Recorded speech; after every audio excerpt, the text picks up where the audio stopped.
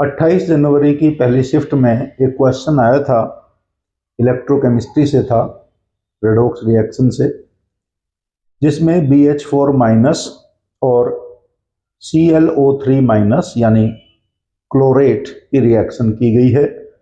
H2BO3 minus और Cl minus बना हुआ है। क्वेश्चन में कहा गया है कि ये रिएक्शन एसिडिक मीडियम में की गई है। If the Nernst equation for the above balanced reaction is, तो एक नर्स्ट इक्वेशन दी हुई है और कहा गया है कि अबव रिएक्शन जो है वो बैलेंस्ड है, और उसमें n की वैल्यू उस नर्स्ट इक्वेशन में पूछी गई है।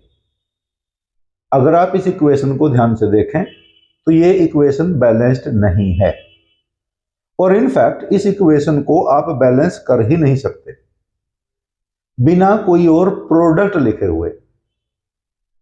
सर्टेनली इस रिएक्शन में, इस इक्वेशन में कुछ और प्रोडक्ट भी बनना चाहिए, जो कि मुझे लगता है H2 बनेगा।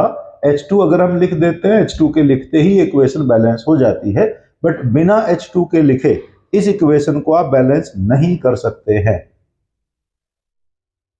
आप एसिडिक मीडियम ले लीजिए, बेसिक मीडियम ले लीजिए, कुछ भी ले लीजिए, तो क्योंकि क्वेश्चन में दी हुई इक्वेशन बैलेंस्ड नहीं है और क्वेश्चन में साफ साफ लिखा हुआ है कि for the above balanced equation, तो ये क्वेश्चन जो है गलत हो जाता है।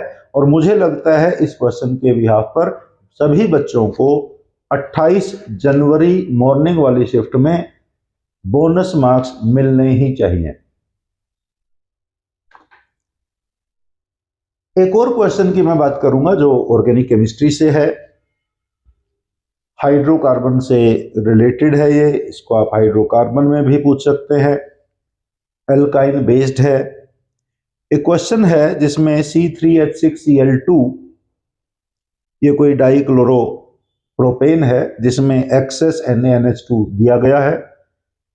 एक्सेस NaNH2 से ट्रीट करने के बाद इन्होंने यहां पर लिखा है कंपाउंड Y, जैसा कि आप फोटो में देख सकते हैं। कंपाउंड Y की रिएक्शन हमने की dilute H2SO4 in presence of mercuric ions.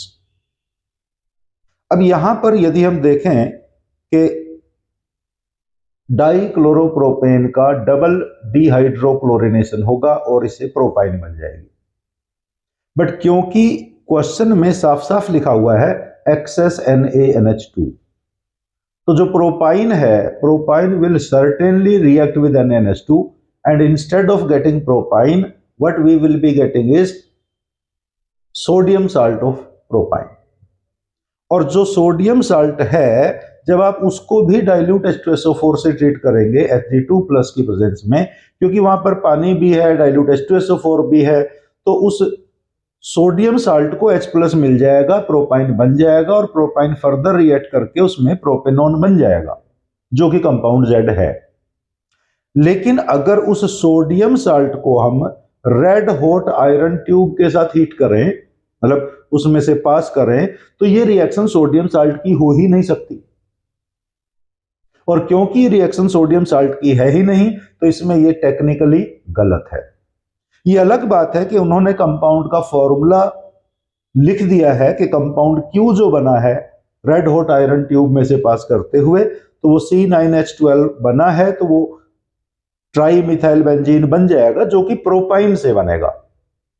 अब टेक्निकली इसमें गलती क्या है कि एक्सेस NaNH2 लिखने से जो उन्होंने साल्ट बनाया है, जो कंपाउंड Y बनाया है, कंपाउंड Y एक्चुअली प्रोपाइन है ही नहीं, और क्योंकि प्रोपाइन Y है ही नहीं, तो रेड हॉट आयरन ट्यूब में से पास करने से इस रिएक्शन में C9H12 यानी ट्राई मिथाइल बेंजीन और यू कैन से मेसिटाइलिन बनेगा ही नहीं।